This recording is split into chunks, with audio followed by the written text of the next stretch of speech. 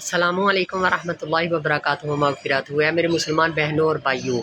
ہمیں اپنے بچوں کو یہ تعلیم دینی چاہیے کہ نبی رحمت صلی اللہ علیہ وسلم آخری نبی ہیں اور ہماری یہ امت ان کی جو ہے وہ آخری امت ہے۔ اس کے بعد کوئی امت نہیں ہوگی اور تا قیامت تک کوئی نبی نہیں آئیں گے۔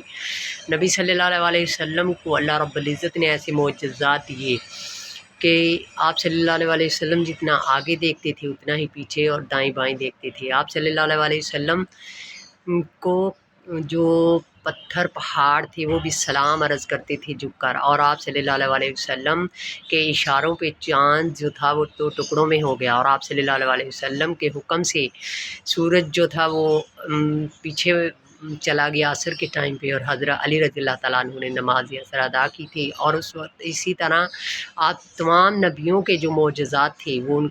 ان کی زندگی کے ساتھ ختم ہو گئے، لیکن نبی رحمت صلی اللہ علیہ وسلم کا معجزہ جو قرآن پاک ہے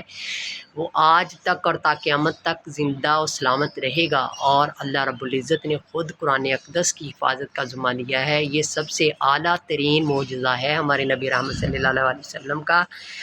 اپنے بچوں کو اس دین کی، اس عمل کی طرف پختگی عطا کر دیں تاکہ وہ ان کو کبھی بھی کوئی